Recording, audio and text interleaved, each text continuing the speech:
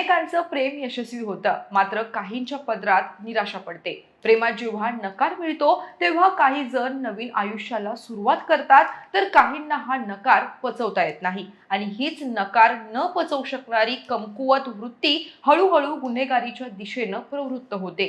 एखाद्या सिनेमाला लाजवेल अशी घटना नाशिकमध्ये घडली आहे। साहिल आणि वैष्णवी भेटतात, एकमेकांच्या प्रेमात पडतात, एवढंच नाही तर लिव्ह इन रिलेशनशिप मध्ये सुद्धा राहतात। काही कारणांमुळे दोघे वेगळे होतात, पण जेव्हा वैष्णवीचं लग्न दुसऱ्या मुलाबरोबर ठरतं तेव्हा येतं वेगळं आणि भयानक वळण। जिच्यावर साहिल जीवापाड प्रेम करतो तिलाच साहिल संपवतो आणि स्वतः सुद्धा आत्महत्या करतो। नाशिकमधील इंदिरानगर परिसरात त्या रात्री नेमकं काय घडलं, साहिलनं आपल्या प्रेयसीची निर्घृण हत्या का केली, हे सगळं या व्हिडिओतून सविस्तरपणे जाणून घेणार आहोत। नमस्कार, मी अक्षता, आपण पाहताय मुंबई आउटलुक। 20 वर्षाची वैष्णवी अनिल आवारे ही मूळची यवतमाळच्या उमरखेडची रहिवासी होती। तिचे आई वडील हयात नसून गावी तिचे आजी आजोबा राहतात। काही काळापासून वैष्णवी साहिल लावारे या 23 वर्षीय तरुणासोबत लिव्ह इन रिलेशनशिप मध्ये राहत होती। या दोघांमध्ये प्रेमसंबंध होते आणि त्यांनी एकत्र व्यवसाय सुरू करण्याचा निर्णय घेतला। या दोघांनी मिळून हॉटेल व्यवसाय सुरू केला, मात्र या व्यवसायात दोघांनाही मोठा आर्थिक तोटा झाला।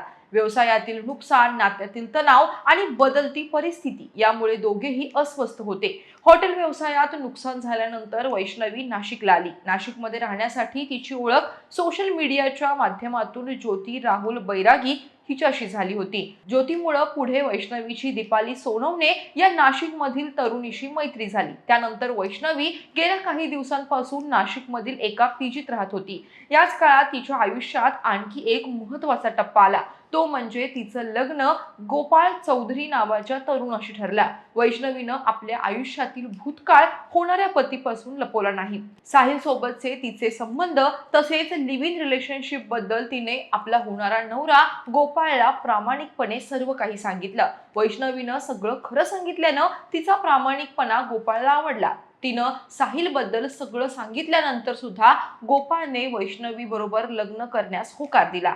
वैष्णवी आणि तिचा होणारा नवरा गोपाळ यांच्यात सगळं सुरळीत सुरू असताना तिच्या लग्नाची बातमी साहिल लावारेला समजली। वैष्णवीला पुन्हा आपल्या आयुष्यात आणण्याचा त्याचा प्रयत्न सुरू होता। त्यानं गोपाळशी संपर्क केला आणि वैष्णवीला माझ्याकडे पाठवून दे अशी मागणी सुद्धा केली। साहिल वैष्णवीला सतत त्रास देत होता। वैष्णवी या सगळ्या प्रकारामुळे अस्वस्थ झाली होती। 15 जुलै रोजी म्हणजेच हत्येच्या 2 दिवस आधी साहिल नाशिकमध्ये आल्याचं वैष्णवीनं गोपाळला सांगितलेलं।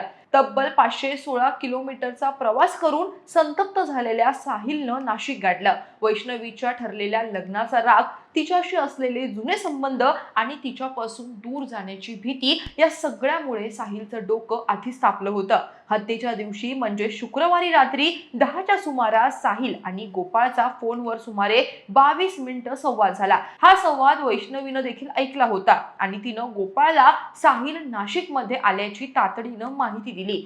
फोनवरील संभाषणानंतर काही वेळातच परिस्थिती हाताबाहेर गेली। साहिलला भेटण्यासाठी वैष्णवी इंदिरानगर परिसरात गेली होती। इंदिरानगर परिसरातील बँक ऑफ महाराष्ट्र समोर रात्री 10:30 वाजण्याच्या सुमारास साहिलनं वैष्णवीवर चाकूनं सपासप वार केले। या हल्ल्यात वैष्णवी गंभीर जखमी झाली आणि तिचा मृत्यू झाला। एका क्षणात प्रेमाचा शेवट रक्तरंजित हत्येत बदलला। वैष्णवीची हत्या केल्यानंतर साहिलनं तिच्या होणाऱ्या नवऱ्याला म्हणजेच गोपाळला फोन केला। वैशूला आज संपवलं असं म्हणत, तू कुठे आहेस, तुला पोहोचायला किती वेळ लागेल असं गोपाळला त्याने विचारलं। यानंतर त्यानं फोन ठेवला। साहिल घटनास्थळावरून जवळच असलेल्या जॉगिंग ट्रॅकच्या दिशेने गेला। काही अंतरावर त्यानं झाडाला गळफास घेत आत्महत्या केली। वैष्णवीच्या हत्येनंतर अवघ्या काही तासांतच साहिलचा मृतदेह सुमारे 2 किलोमीटर अंतरावर आढळून आला। या दुहेरी मृत्यूमुळे नाशिकमध्ये मोठी खळबळ माजली आहे। पोलिसांकडून mobile call record, audio recording आणि इतर तांत्रिक पुराव्यांची तपासणी केली जाते।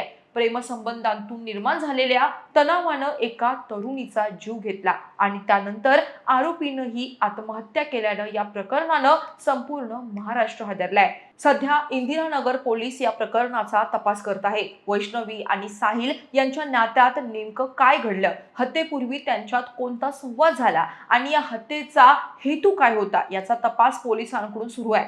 एकेकाळी एकत्र आयुष्य जगण्याची स्वप्न पाहणाऱ्या या दोघांची कहाणी मात्र अत्यंत दुर्दैवी वळणावर संपली. वैष्णवीनं पुढे जाण्याचा निर्णय घेतला तर साहिल भूतकाळातून बाहेर पडू शकला नाही. प्रेयसीच्या लग्नामुळे सुरू झालेला संघर्ष हत्येपर्यंत पोहोचला आणि त्यानंतर आत्महत्येनं या शोकांतिकेचा शेवट झाला. नाशिकमधील ही घटना केवळ प्रेम संबंधातील वादाची कहाणी नसून नकार स्वीकारता न आल्यास भावना किती भयंकर रूप धारण करू शकतात याचं मोठं जिवंत उदाहरण आहे.